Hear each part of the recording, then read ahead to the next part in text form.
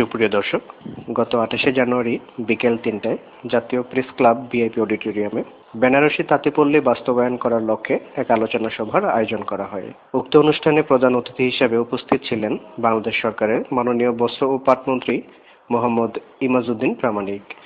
বিশেষ অতিথি হিসেবে উপস্থিত ছিলেন জনাব Alhaj Harunur Rashid, CIP chairman, Asian Group; Mohammad Ershad Hossain, অতিরিক্ত সচিব ও চেয়ারম্যান, বাংলাদেশ তাঁত বোর্ড; জনাব সৌরভ হোসেন, বীর মুক্তিযোদ্ধা, যুগ্ম আহ্বায়ক, বাংলাদেশ তাঁতি লীগ; আলহাজ আলী আহমদ, অ্যাডভোকেট সহ সভাপতি, ঢাকা বার; আবুল কালাম, সভাপতি, ঢাকা প্রেস ক্লাব এবং সাবেক সহসভাপতি, ঢাকা সাংবাদিক ইউনিয়ন; হাজী মোহাম্মদ রজব হোসেন, সভাপতি, রূপনগর থানা আওয়ামী লীগ; আহমেদ সাইফুর রহমান, সভাপতি, বাংলাদেশ মুক্তিযোদ্ধা প্রজন্ম লীগ; মনোয়ার হোসেন সিদ্দিকী, সম্পাদক, বাংলার ডাক; মুস্তাক আহমেদ ও হাজী আমির উদ্দিন ভুইয়া প্রমুখ। সভায় সভাপতিত্ব করেন উক্ত সমিতির প্রতিষ্ঠাতা সভাপতি, বীর মুক্তিযোদ্ধা হাজী আব্দুস সাত্তার। সবার প্রথমেই মাননীয় মন্ত্রী সাহেবকে ফুলেল শুভেচ্ছা দিয়ে সবার কার্যক্রম শুরু করা হয়।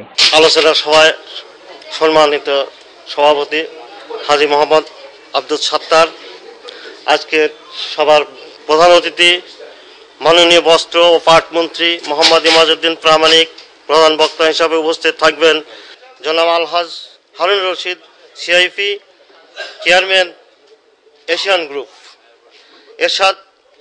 এরশাদ হোসেন, অতিরিক্ত সচিব, চেয়ারম্যান, তাঁত বোর্ড। তাদের জন্য যে ঋণ দেওয়া হয়, এই ঋণ সুবিধার একজন তাঁতিকে মূলক আচরণ করা হয়েছে। একজন কৃষক 10 টাকা ব্যাংকে জমা দিয়ে ঋণ সুবিধা নিতে পারে, 3 দিনের ভেতর সে ঋণ পায়। যদি আমাদের মাননীয় সরকার, প্রধানমন্ত্রী শেখ হাসিনা উনি আমাদের দিকে একটু তাকান, তাহলে আমরা এই গরিব দুঃখী মানুষগুলি হয়তোবা এই তাঁতি বেনারসি এটার কে উৎপন্ন করিয়া বিদেশে প্রচার করার জন্য, বিদেশে পাঠানোর জন্য যে সাহায্য সহযোগিতা প্রয়োজন তা হয়তো সম্ভব হবে। রাখার জন্য আহ্বান করছি মিরপুর ভাসানটেক বেনারসি তাঁতিপল্লী বাস্তবায়ন সমিতির উপদেষ্টা কাজী ফরিদউদ্দিন আহমেদকে বক্তব্য রাখার জন্য আহ্বান করছি। এই বেনারসি পল্লী আজকে আমরা দীর্ঘদিনের যে আশা ভরসা নিয়ে আমরা এই ভাসানটেক সমিতির সদস্যবৃন্দ আমরা যারা আন্দোলন করে আসছি, আজকে সত্যিকার অর্থে আমি বিশ্বাস করি আজকে গণপ্রজাতন্ত্রী বাংলাদেশ সরকারের পাট ও বস্ত্রমন্ত্রী ইমাজউদ্দিন প্রামাণিক সাহেব আজকে ভাসানটেক সমিতি বাস্তবায়ন করার জন্য মাওয়া কাছাকাছি যে 2.5 বিঘা সম্পত্তি চাওয়া হয়েছে, সেই 2.5 বিঘা সম্পত্তি এই ভাসানটেক সমিতির নামে আশা করি উনি বরাদ্দ দিয়ে দীর্ঘদিনের এই তাঁতিদের আন্দোলনকে বাস্তবায়ন করার জন্য আমি ওনার কাছে জোরালোভাবে আবেদন করব। আমাদের ভিতরে একটা চাহিদা রয়ে গেছে, সেই চাহিদা হচ্ছে কি আমাদের তাঁতি হিসাবে জীবনে জীবিকা অর্জন করছি, সেই লগ্নে আমাদের একটা জায়গার দরকার, আমাদের একটা পরিবেশ দরকার, আমাদের এই তাঁতি সমিতিকে এবং তাঁতি ভাইদের টিকিয়ে রাখার জন্য ছোট্ট একটি জায়গার দরকার। সেই লক্ষ্যে আমরা এখন বারবার বিভিন্ন জায়গায় ধর্ণা দিয়েছি। আমাদের সভাপতি, আজকের সভার সভাপতি, তাঁতি সমিতির সভাপতি বীর মুক্তিযোদ্ধা, বাংলার শ্রেষ্ঠ সন্তান হাজী আব্দুল সাত্তার সাহেব আছেন। তার নেতৃত্বে আমরা এই পর্যন্ত হাঁটি হাঁটি পা করে এসে পৌঁছেছি। এই ক্ষেত্রে আপনাদের সহযোগিতা, আমাদের নেতৃত্ব, আপনাদের সদস্যদের আন্তরিকতা নিয়েই এই পর্যন্ত এসেছি।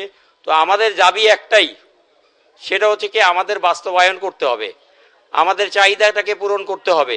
সেটা যেভাবেই পারেন, যেখানেই পারেন সেখানেই করতে হবে। সেই লক্ষ্যে আমাদের প্রধানমন্ত্রী, মাননীয় প্রধানমন্ত্রী, দেশনেত্রী জননেত্রী শেখ হাসিনা আমাদের কাছে আশ্বস্ত করেছেন যে আমাদেরকে একটি প্লট এইখানে হোক, মিরপুর ভাসান থেকে হোক, অথবা মাওয়া রোডে হোক, অথবা নিমতলিতে হোক, সিরাজদি খানে হোক, যেখানেই হোক আমাদের দিবেন বলে আশাবাদ ব্যক্ত করেছেন। অত্র বেনারসি পল্লী সম্মানিত সভাপতি হাজী আব্দুল সাত্তার বীর মুক্তিযোদ্ধা, উনি এটার জন্যে দীর্ঘ 40 বছর যাবৎ প্রায় এটার জন্য কাজ করিয়া আসিতেছেন। কিন্তু উনি অদ্যাবধি পর্যন্ত এই বেনারসি পল্লীর বাস্তবায়নের লক্ষ্যে যে কাজ করে যাচ্ছেন তার হাল কিন্তু ছাড়েন নাই। আর একটা কথা, তাঁতিরা অনেকদিন ধরেই স্বপ্ন দেখছে, কবে আমাদের স্বপ্নের তাঁতিপল্লী বাস্তবায়ন হবে। আজকে যদি এই বিশাল শিল্পটাকে রক্ষা করতে হয়, তাহলে তাঁতিপল্লীকে কোনো না কোনোভাবে বাস্তবায়ন করতে হবে। এটা মন্ত্রী মহোদয় পারেন, এটা বাংলাদেশ তাঁত বোর্ডের চেয়ারম্যান পারেন, এখানে বিশিষ্ট জনেরা আছেন, বিশিষ্ট সমাজসেবকরা আছেন, ইলেকট্রনিক্স মিডিয়া, প্রিন্ট মিডিয়া সকলেই আছেন। আসলে তাঁতিপল্লী একা শুধু তাঁতিদের না, সকলের ঐকান্তিক পরিশ্রমের ফলশ্রুতিতেই এটাকে বাস্তবায়ন করতে হবে। বেনারসি পল্লী বাস্তবায়ন করার লক্ষ্যে দীর্ঘদিন যাবৎ যে অক্লান্ত পরিশ্রম করে আছেন সে আমাদের বীর মুক্তিযোদ্ধা হাজী আব্দুল সাত্তার, যিনি যার পাশে থেকে আমরা আমি 3 বছর যাবৎ এই সমিতির সদস্য হিসেবে এবং তাঁত শিল্প ওখানে স্থাপন করেছি।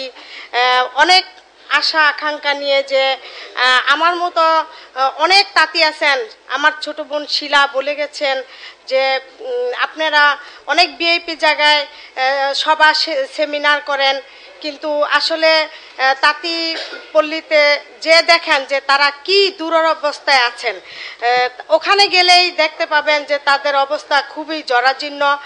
এবং বেনারসি পল্লীটা সবাই চায় যে বাস্তবায়ন হোক এবং তাঁতিদের ভাগ্য উন্নয়ন হোক।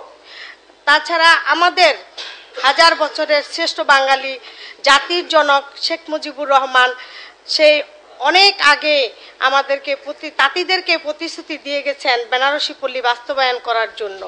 সেই লক্ষ্যে আমাদের জননেত্রী শেখ হাসিনাও প্রতিশ্রুতি দিয়েছেন আমাদেরকে বেনারসি পল্লী বাস্তবায়ন করবেন। এখন সে আশা নিয়েই আমরা আছি, বুক ভরা আশা নিয়ে। আমাদের বস্ত্রমন্ত্রী মোহাম্মদ এমাজউদ্দিন প্রামাণিক উনিও আমাদেরকে বলেছেন খুব দ্রুত আমাদেরকে বাস্তবায়ন করে দিবেন। আজকে যখন শুনতে পারলাম হাজী আব্দুল সাত্তার সাহেব আবার বর্তমান পাট ও বস্ত্রমন্ত্রী জনাব মোহাম্মদ এমাজউদ্দিন প্রামাণিকের এখানে আসার কথা, তখন ছুটে এসেছি আপনাদের দ্বারে। মাননীয় প্রধানমন্ত্রী শেখ হাসিনার কাছে আমি আবারও একটা অনুরোধ করব যে একটা করে পলট যেন এই ভাষণকে বেনারসি পল্লী যেন সবাই এগিয়ে যেন মাননীয় প্রধানমন্ত্রী শেখ হাসিনা যদি একটু হাত বাড়ায় দেয়, গরিব দুঃখী মানুষের মুখে যদি একটু হাসি ফোটায়, এই বলে আমি আমার বক্তব্য শেষ করছি। জয় বাংলা, জয় বঙ্গবন্ধু। মিরপুরের এই ঐতিহ্যবাহী বেনারসি তাঁত শিল্প আপনারা শুনে আসছেন যে এই বেনারস শিল্পটা, বেনারসি শাড়ি, মূলত বেনারস ভারতের একটা জায়গা আছে যে জায়গার নামটা হলো বেনারস। এই বেনারস থেকে পাকিস্তান আমলে পাকিস্তান আমলে বেনারস থেকে কিছু তাঁতি এসেছিল আমাদের এই বাংলাদেশের মিরপুরে, ঢাকার মিরপুরে তারা এসে যখন অবস্থান নেয় তখন তাদের এই পেশা বেনারসি তাঁত। তারা এই মিরপুরে এসে তাদের এই ছবির জন্য আমাদের মিরপুরের বেনারসি শাড়ি নিয়ে গেছে। এটা সত্যিকারের অর্থে আমাদের গৌরবের বিষয়। আমরা মাঝে মাঝে তাঁত বস্ত্র মেলা, এই তাঁত বস্ত্র মেলা ভারতেও হয়, তখন আমাদের এই বাংলাদেশ থেকে আমরা কিছু তাঁতি ওইখানে এই বস্ত্র মেলায় আমরা দাওয়াত পাই আমাদের এই শাড়ি বেচা কেনার জন্য। আমি দেখেছি, আমি নিজেও একবার দিল্লিতে গিয়েছিলাম এই বস্ত্র মেলায় অংশগ্রহণ করার জন্য। ওইখানে আমি দেখেছি যে ভারতীয়রা আমাদের এই বাংলাদেশি শাড়ির উপরে তাদের যথেষ্ট আকর্ষণ। আমি যখন ওইখানে শাড়ি বেচা কিনা করার কাজে ছিলাম তখন দেখলাম যে এসে ভারতীয়রা জিজ্ঞেস করতো যেটা কি মিরপুরের বেনারসি শাড়ি। তখন আমাদের কাছ থেকে শুনে তখন তারা ওই শাড়ি কেনার জন্য আগ্রহ প্রকাশ করত। তাতে আমরা দেখেছি যে আমাদের বাংলাদেশের শাড়ির যথেষ্ট কদর এই ভারতে। উপস্থিত আমার তাঁতি ভাই ও বোনেরা, আপনারা জানেন এই তাঁতি সমিতি প্রতিষ্ঠাতা করেছেন আমাদের হাজী আব্দুল সাত্তার সাহেব। তাঁত শিল্প যদি দেশে না থাকে তাহলে আমাদের পোশাক আসবে কোত্থেকে? পাট ও বস্ত্রমন্ত্রী এখানে আসতেছেন এবং আমরা আশা করব তার থেকে আমরা একটা সুন্দর আশ্বাস নিয়ে আজকে এই বাড়িতে এইখান থেকে বিদায় নিব, এই বলে আমি আমার বক্তব্য শেষ করতেছি। সবাইকে ধন্যবাদ। আসসালামু আলাইকুম। তাঁত একটি ঐতিহ্যবাহী একটি জিনিস। এই উপমহাদেশের 14 শতকে সময় এই বেনারস থেকে উৎপন্ন হয়েছিল ইন্ডিয়ার। যে শাড়ি আমরা পরে বিভিন্ন জায়গায় যাই আমাদের সৌন্দর্য বর্ধিত করার জন্য, কিন্তু যারা এই তাঁত শিল্পের সাথে সম্পৃক্ত, যাদের নিখুঁত কাজে আমার বস্ত্রটি সুন্দর, আমাকে দেখতে সুন্দর লাগে, সেই লোকগুলোর ভাগ্য উন্নয়নের জন্য আমরা কথা বলি না। সেই লোকগুলো কিভাবে থাকেন, কিভাবে বসবাস করেন, কতটা সমাজে নিগৃহীত, সেগুলো আমরা কখনো উপলব্ধি করার চেষ্টা করি না। এই বীরপুর ভাসানটেক বেনারসি তাঁতি পল্লী বাস্তবায়ন সমিতি যে জায়গায় চাচ্ছেন সেই জায়গায় যেন প্রত্যেক তাঁতিকে আলাদা করে 2.5 কাঠার একটি প্লট বরাদ্দ দেন, সেটি আমাদের দাবি। কারণ তাঁতি বাঁচলে তাঁত বাঁচবে। ঐতিহ্যের ধারক, ঐতিহ্যের বাহক এই তাঁতি শিল্পীরা। এটি একটি শিল্পী, একটি শৈল্পিক একটি জায়গা। তাদের নিখুঁত কাজেই শিল্প ফুটে উঠে শাড়িতে। সেই শাড়ি পরিধান করে আমাদের প্রধানমন্ত্রীও বিভিন্ন জায়গায় যান, মন্ত্রী, মিনিস্টার, সমাজের উচ্চবিত্তরা এই শাড়িগুলো পরিধান করি আমরা। যাদের নিখুঁত শিল্পে আমাদের সৌন্দর্য বর্ধিত হয়, সেই শিল্পীদের ভাগ্য উন্নয়নের জন্য আমাদের কিছু করা অত্যন্ত জরুরি। মাননীয় মন্ত্রী মহোদয়, পৃথিবীতে অনেক শিল্প আছে, তার মধ্যে বস্ত্র শিল্প অন্যতম। অন্ন, বস্ত্র, বাসস্থান, এই 3টি মানুষের মৌলিক অধিকার। আমরা সেই বস্ত্র করার কারিগর। আপনাদের সহানুভূতি, আপনাদের দয়ার দৃষ্টি আমরা কামনা করছি।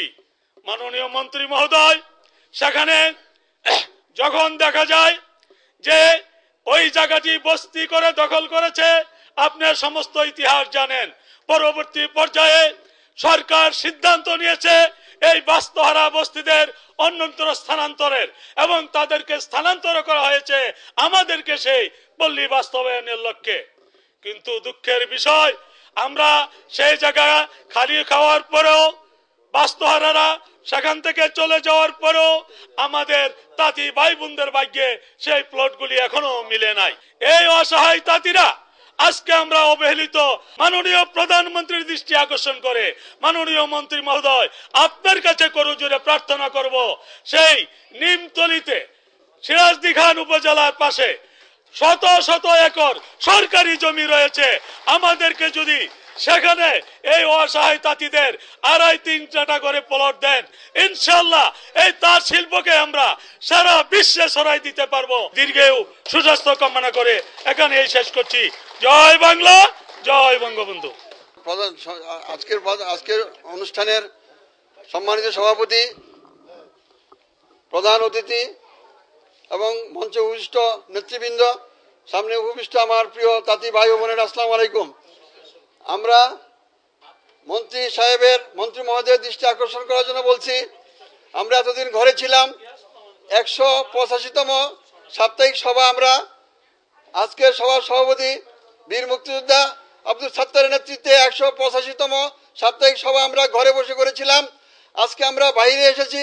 আমরা যেন আজকের এই সভা থেকে আপনার মুখে, আপনার কণ্ঠে একটি সুসংবাদ শুনতে পাই, সেই আশায় আমরা আজকে দীর্ঘক্ষণ অপেক্ষা করছি। আপনি আমাদেরকে নিরাশ করবেন না। আমাদের যে তাঁতি ভাই বোনেরা আছে, তারা যেন একটু সুসংবাদ নিয়ে বাড়ি যেতে পারেন, সেই আশ্বাস দিবেন বলে আমি বিশ্বাস করি এবং আমার শুভেচ্ছা বক্তব্য দিয়ে এখানে শেষ করছি। আসসালামু আলাইকুম। নিপীড়িত, নিষ্পেষিত, শোষিত, বঞ্চিত, নিরন্ন মানুষের জন্য যে অক্লান্ত পরিশ্রম করে যাচ্ছেন আমার পরম শ্রদ্ধেয় বীর মুক্তিযোদ্ধা জনাব হাজী আব্দুল সাত্তার, তার জন্যই কিছু কথা না বললেই নয়, তাই আমাকে বলতে হচ্ছে যে মানুষের 5টা মৌলিক চাহিদার ভিতরে অন্যতম একটা শ্রেষ্ঠ চাহিদা, সেইটা খাদ্যের পরেই বস্ত্র। ইতিপূর্বে আমার একজন বোন শিলা বলে গেছেন, অত্যন্ত সারগর্ব বক্তব্য দিয়েছেন। আমি বলতে চাই, জাতির জনকের সুযোগ্য কন্যা, 16 কোটি মানুষের মধ্যমণি, দক্ষিণ এশিয়ার গর্ব, সমুদ্র বিজয়ী বিশ্বনেত্রী জননেত্রী শেখ হাসিনার নেতৃত্বে এই দেশ এখন এক আলোকবর্তিকায় পৌঁছে যাচ্ছে। ঠিক সেই মুহূর্তে আমাদের এই দেশকে সমুজ্জ্বল করেছে এক সময়ের তাঁতিপল্লী। আমি যখন 88 সালে জাপানে গিয়েছিলাম, তখন দেখেছিলাম জাপানের মানুষ বলতো, ওরা একটা জাপানের জাতীয় ড্রেস সেইটা পরতো, সেই ড্রেসের নাম কিমোনি ড্রেস। সেই ড্রেসটা তৈরি হয় আমাদের বাংলাদেশের সিল্ক দিয়ে। এটা গর্বের বিষয়। এক সময় আপনারা সবাই জানতেন মসলিন শাড়ি পৃথিবীর অন্যতম শ্রেষ্ঠ একটা শাড়ি, সেই শাড়ি তৈরি হতো এই বাংলার জমিনে। আজকে সেটা বিলীন হওয়ার পথে। আজকে বেনারসি যে শাড়ি, আমাদের পার্শ্ববর্তী দেশ, আমাদের বন্ধু প্রতিম দেশ ভারতে যদি কেউ যায়, ভারতের উচ্চ পদস্থ মন্ত্রী, রাষ্ট্রপতি পর্যায়ের যদি কেউ আসে, বন্ধুত্বর খাতিরে বলে বাংলাদেশ থেকে জামদানি শাড়ি নিয়ে এসো। আজকে সেই জামদানি শাড়ি সঙ্গে এই তাঁত শিল্প জড়িত। আমি বলতে চাই, আজকে আমার বেনারসি জামদানি একই অবস্থানে আছে।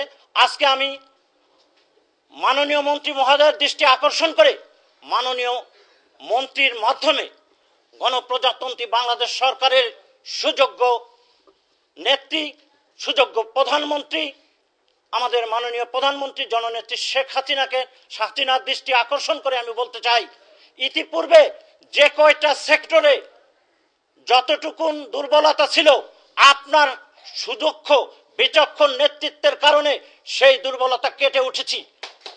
আজকে অবশ্যই আমি মনে করি মাননীয় প্রধানমন্ত্রীর একজন প্রতিনিধি, গণপ্রজাতন্ত্রী বাংলাদেশ সরকারের আমাদের শ্রদ্ধেয় মন্ত্রী এখানে উপবিষ্ট আছেন, ওনার মাধ্যমে আমরা যে মেসেজটার জন্য অপেক্ষা করছি, সেই মেসেজটা দেওয়ার সাথে সাথে এই বেনারসি তাঁতপল্লীতে একটা মহেন্দ্রক্ষণের সময় অবস্থান করছে বলে আমি মনে করি।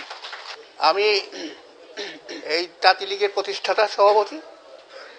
এই সম্বন্ধে দীর্ঘদিন যাবত আমার বহু কাজকর্ম করছি আমি এই সমস্ত ব্যাপারে। তাঁতিদের ব্যাপারে কোনো কাজকর্মই হয় নাই। বাংলাদেশ তাঁত বোর্ড 1977 সালে এর জন্ম লাভ করে। 30 বছর আগে তাঁত বোর্ড এই বেনারসি শাড়ির উদ্বোধন করেন। অত্যন্ত দুঃখের বিষয় যে তাঁত বোর্ড আজ পর্যন্ত তাঁতিদের জন্য কোনো কিছু করতে পারে নাই, করেও নাই। এই জন্যই আজকে আমি অত্যন্ত আশাবাদী যে আজকে যে মন্ত্রী বস্ত্র পাটমন্ত্রী আছেন, ওনার আস্থা, সাংঘাতিক আস্থা। উনি ওনার শেষ বয়সে, আমারও শেষ বয়সে অন্তিম ইচ্ছা পূরণ করার জন্য আমি মন্ত্রীর কাছে অনুরোধ করব, যেভাবে হোক তাঁতিদের এই প্লটটা, বেনারসি প্লট নিমতলিতে সিরাজদিঘি থানায় এটা করার জন্য ব্যবস্থা করব। এই পর্যায়ে দেশকে যে বিশ্বের বুকে একটি মডেল দেশ, এই বিশ্বের বুকে একটি সোনার দেশ বাংলাদেশ হিসাবে পরিচিত হয়েছে। আজকে পৃথিবীর ভিতরে আমরা যদি বাংলাদেশে পরিচয় দেই, আমি সারা দুনিয়াতে ব্যবসা পারপাস করি, আমরা যদি বাংলাদেশে পরিচয় দেই আমাদেরকে নেয় বুকের মাঝে সর্বদেশে। কারণ আর পাকিস্তানিদের যদি বলে পরিচয় দেয়, ওদেরকে মুখের ভিতরে থুতু মারে, কারণ ওরা হলো সন্ত্রাসী। এই দেশের আমি মনে করি আমরা যদি 16 কোটি মানুষ 71-এর মতন এক হয়ে যায়, ওরা 1%ও না, ওদের আমাদের ইনশাল্লাহ কোনো রকমে ওরা ঠাঁই পাবে না। অনেক বাধা, অনেক কিছু আসছে, আমার নেত্রীকে কিছু করতে পারবে না, কারণ উনি আল্লাহর 5 ওয়াক্ত নামাজ পড়ে, তাহাজ্জুদ নামাজ পড়ে, আল্লাহকে ডাকে এবং সৎভাবে আছে।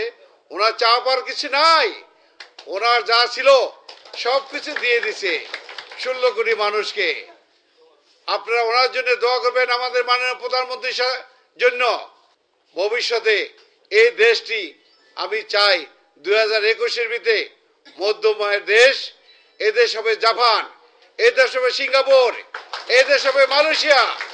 আল্লাহর রহমতে সারা বাংলাদেশে, শুধু ঢাকা নয়, সারা বাংলাদেশে রাস্তাঘাট, ব্রিজ, কাল ব্রিজ, খাদ্য স্বয়ংসম্পূর্ণ হয়ে গেছে। আমাদের ছাত্র ভাই, আমার বন্ধু মানুষ, উনিও মুক্তিযোদ্ধা, আমিও মুক্তিযোদ্ধা। এখন আসি আমাদের তাঁতি সভাপতি, আমার তাঁতিদের জন্য। আমি কিন্তু আজকের জোলা না, 72-এর জোলা। তা যাই হোক, এই যে তাঁতি আমাদের জামদানি বলেন, বেনারসি বলেন, এই যে পল্লী, আমরা আজকে আমার লিডার পাশে বসা আছেন, উনি এমন একজন ব্যক্তি, নেত্রীকে যা বলবেন তাই ইনশাল্লাহ শুনবেন। এবং এই তার যদি বাচ্চা থাকে, এটা রপ্তানি হবে। শ্রমিক কমসে কম আপনাকে 40 লক্ষ শ্রমিক কাজ করে, 40 লক্ষ লোক কাজ করে। এইটা যদি ঢাকার নিকট থাকে আপনি তাঁতি পাবে, আর যদি অনেক দূরে চলে যায় কোনো তাঁতি পাবে না, বাজারও ধরতে পারবে না। আপনি আমাদের প্রধানমন্ত্রী অনেক প্রিয়, আপনার দ্বারাই একমাত্র সম্ভব এই শিল্পটি বাঁচাইবার জন্য। মুন্সিগঞ্জ জেলা, এখানে যদি আপনি মারোডের উপরে করেন, তো এখানেই বাজার মিলবে, এখানে মার্কেট হবে, এখানে সবকিছু হবে, এখানে ভবিষ্যৎ হবে। ভবিষ্যৎ মারোড হবে একটি মডেল টাউন, কারণ পদ্মা ব্রিজ হওয়ার পরে দক্ষিণ হবে মডেল টাউন, বিক্রমপুর, ফরিদপুর, এই দুটো হবে ভবিষ্যতের আমাদের ভবিষ্যৎ। কারণ ঢাকা সিটিতে কোনো জায়গা নাই, ওখানে একমাত্র। আর ব্রিজও ইনশাল্লাহ 2018-তে চালু হবে, এরপরে হবে স্টেডিয়াম, এরপরে হবে অনেক কিছু হবে বিক্রমপুরের ভিতরে। আমাদের মাননীয় প্রধানমন্ত্রী উনি চায় ঢাকার শহরটারে একটা ফুলের বাগান বানাইতে, বাংলাদেশ রাজধানী, এবং এটা ফুলের বাগান বানাচ্ছে। এখান থেকে গার্মেন্টস সেক্টর ঢাকার বাইরে দিয়ে দিছে, এবং বেনারসি পল্লী ঢাকার বাইরে দিয়ে দিব। এবং এইটা আমরা মাননীয় মন্ত্রী মহোদয় এবং ওনার মুখে শুনবেন, উনি একটা ফুল গাছের একটা বাগান, গোলাপ ফুলের বাগান ঢাকা শহরে করবে। মাননীয় প্রধানমন্ত্রী, আপনি আমাদের মা, তাঁতিদের মা, আপনাদের দৃষ্টি আকর্ষণ করছি, সাংবাদিক ভাইয়ের দৃষ্টি আকর্ষণ করছি, আপনারা বলবেন যে আপনারা যে সিদ্ধান্ত দিবেন ঢাকার বাইরে আমরা একমত আছি। মাননীয় মন্ত্রী মহোদয়, আমরা ঢাকার বাইরে মাওয়া রোডে মাননীয় প্রধানমন্ত্রী যেখানে গোপালগঞ্জ যাবে পদ্মা ব্রিজের উপর দিয়া সবসময় বেনারসি পল্লী নিমতলি গ্রাম এবং মাওয়া রোডে শেরদিঘি খান থানা মুন্সিগঞ্জ জেলা এখানে দাগ দেওয়া আছে। এখানে আমাদেরকে 100 একর জায়গা 300 বিঘা এখানে একর করেন। বাজার দর আমরা মূল্য দিব, বাজার দরে আমাকে 12 বছরের কিস্তি করে দিবেন। আমরা 2টা ব্যাংক দিবেন, একটা সোনালী ব্যাংক একটা অগ্রণী ব্যাংক। আমাদেরকে লোন দিবেন 1 কোটি টাকা করে। আমরা প্রথম কিস্তি 1 লক্ষ টাকা করে ইনশাল্লাহ জায়গার দাম দিব। বাংলাদেশ সোনালী ব্যাংক কৃষি ব্যাংকের পি অর্ডার দিব। এই বলে আমার বক্তব্য শেষ করছি। জয় বাংলা। উপরে আছেন, তারপর এখানে সবার উপরে আছেন আমার প্রিয় উপস্থিতি জনতা।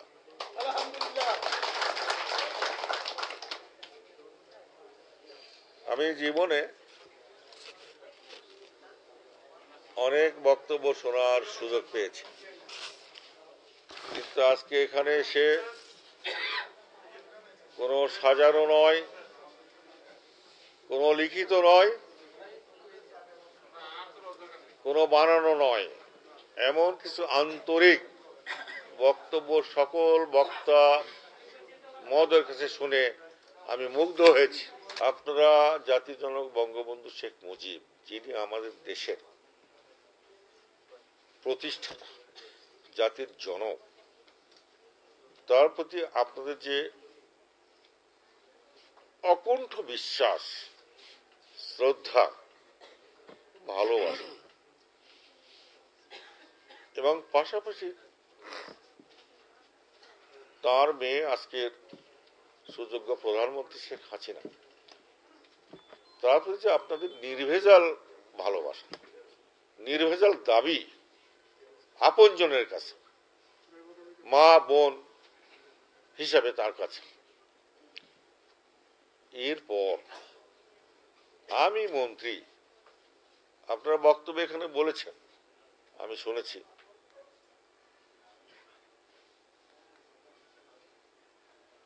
জাতির জনক বঙ্গবন্ধু যদি এদেশে জন্মগ্রহণ না করেন আল্লাহর ইচ্ছায়, তাহলে আপনাদের ভাগ্যের পরিবর্তনের জন্য কেউ কোনো কথা বলতো না। স্বাধীনতার পর বঙ্গবন্ধুই বলছেন আপনাদের জন্য, আপনারা এখানে বলেছেন। এবং বঙ্গবন্ধুর আদর্শের অকুণ্ঠ সৈনিক আপনারা। আপনাদের এখানে অনেক বীর মুক্তিযোদ্ধা আছে এবং আপনারা সেই বীর মুক্তিযোদ্ধাদের পরিবারের সন্তান, ছেলে এবং মেয়ে। কাজে আমি কি বিশ্বাস করতে পারি না? আমার বিশ্বাস করা 1000 ভাগ ঠিক হবে, 100 ভাগ শুধু না, 1000 ভাগ ঠিক হবে যে ইমামউদ্দিন প্রামাণিক আজ কোথায় থাকতো যদি জাতির জনক বঙ্গবন্ধু যদি এই দেশ স্বাধীন না করতো, জন্ম এখানে না তো, আমি আজ কোথায় থাকতাম, আপনার সঙ্গে দেখা হতো না। আমি যেটা বলবো, আমার যেটুকু মাননীয় প্রধানমন্ত্রী শেখ হাসিনা বিশ্বাস করেন, আমরা তো অনেকেই পদের লোভে রাজনীতি করি, ধনের লোভে রাজনীতি করি, আর আপনারা রাজনীতি করেন নিঃস্বার্থভাবে। আমি কাছ থেকে মাননীয় প্রধানমন্ত্রী শেখ হাসিনাকে জানি, আমার সাথে আরো বেশি ভালো আপনারা জানেন। উনি সাধারণ মানুষের জন্য যে অনুভূতি, যে বেদনা, যে চিন্তা, স্বপ্ন, সেই কারণে আপনারা সাধারণ মানুষ যদি মনে করেন আপনারা অসাধারণ মানুষ আমার চিন্তায়, তারপরে সবাই মিলে অনেক অসাধারণ। আপনাদের চিন্তা চেতনার বাহিরে, আপনাদের চাহিদার বাহিরে মাননীয় প্রধানমন্ত্রী শেখ হাসিনা 1 পয়সাও চিন্তা করেন না। আপনারা যে চিন্তা করেন, জনগণ যে চিন্তা করে, সেই চিন্তাই ওনার চিন্তা। সে ওনার দায়িত্ব হলো এটা বাস্তবায়ন করা।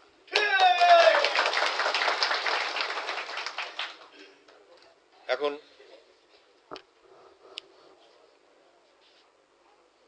অবহেলা অযত্ন করলে তার কাছে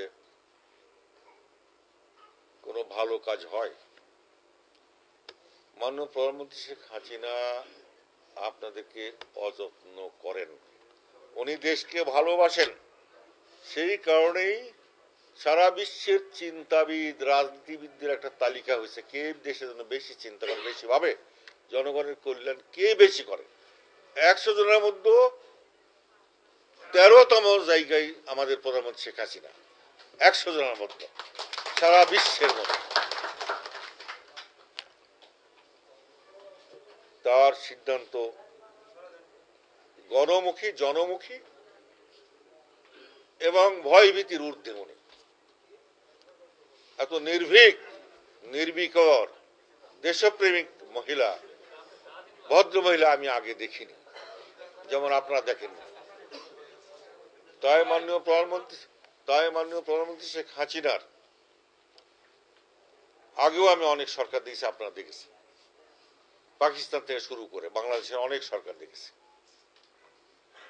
কিন্তু একমাত্র জাতির জনক বঙ্গবন্ধু শেখ মুজিবুর রহমানের সরকার ছিল দেশ গঠনের সরকার, দেশ পুনর্গঠনের সরকার।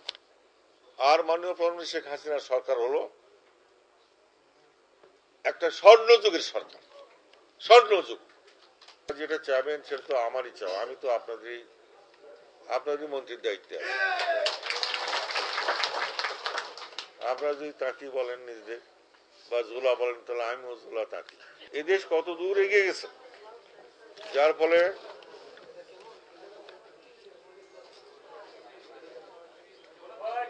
এদেশের উন্নতি অনেকের কাছে হিংসার কারণ। এদেশের উন্নতি অনেকের কাছে হিংসার কারণ হয়ে দাঁড়াইছে, যার ফলে গত বছর এই সময় এদেশে যে অবস্থা ছিল, তাতে পেট্রোল বোমা কোনোদিন আমি দেখিনি। তখন নাম শুনেছি গাড়ি বোমা। এই পেট্রোল বোমা দিয়ে 100-র উপর মানুষকে হত্যা করা হয়েছে। কয়েকশো মানুষ এখন পেট্রোল বোমায় পুড়ে তাদের চেহারা, তাদের বাপ মাও চিনতে পারে। দেশের প্রগতি উন্নতি চাইলে এই পেট্রোল বোমা যারা চালায়, দেশের ধ্বংসযজ্ঞ যারা চালায়, তাদের বিরুদ্ধে যেমন আমরা দাঁড়িয়ে আছি, আপনারা দাঁড়িয়ে আছেন, এইভাবে বলিষ্ঠ ভূমিকা নিয়ে দাঁড়াতে। আপনার এই বিষয়টি, তাঁতি সম্প্রদায়ের বিষয়টি আবার যাতে হাসি মুখে আপনাদের কোনো অনুষ্ঠানে যেতে পারি, মনোবল নিয়ে যেতে পারি, সেই জন্য আপনাদের দাবিগুলো করেছেন। সেই দাবির সপক্ষে আমি আপনাদের সব নেতাকে হয়তো নিতে পারবো না, আপনাদের সাত্তার সাহেব সহ আরো 2-1 নেতাকে নিয়ে আমি আমাদের প্রিয় প্রধানমন্ত্রীর সঙ্গে আমি সাক্ষাৎ করে খোলাভাবে আপনারা কথা বলবেন। এখন কথা হলো, দেশে আইনের ঊর্ধ্বে কেউ না, আইনের ঊর্ধ্বে আমরা কেউ না, আর দলীয় নেতার ঊর্ধ্বেও আমরা কেউ না। এখানে এসে আপনাদের অনেক মূল্যবান সময় নিলাম, আপনাদের অনেক বক্তব্য শুনলাম, ভালো লাগলো। অনেক জায়গায় যাই, দিয়ে যাই, একটা স্কুল বিল্ডিং এর একটা স্কুল কলেজ যাই, বিল্ডিং দিয়ে গেছি, একটা রাস্তা করে দিয়ে সেখানে উদ্বোধন করতে গেছি, সেখানে আরো 5টা সমস্যা ঘাড়ে চাপা যায়। কিন্তু আমরা এখানে এসে এত পাতলা হয়ে যাচ্ছি, কোনো সমস্যা নিয়ে যাচ্ছি না, শুধু আপনাদের আশীর্বাদ দিয়ে যাচ্ছি। ইনশাল্লাহ আপনারা দোয়া করবেন, আপনারা ভালো থাকেন, সুন্দর থাকেন। আপনাদের সবাইকে অনেক অনেক ধন্যবাদ। আপনারা নিরাপদে থাকেন, নির্বিঘ্ন থাকেন এবং দীর্ঘজীবী হন, এটাই কামনা করি। আরো সংগ্রাম। সভা শেষে উপস্থিত সকলের সামনে লটারির আয়োজন করা হয় এবং বিভিন্ন ব্যক্তিবর্গের মাঝে ক্রেস্ট প্রদান করা হয়।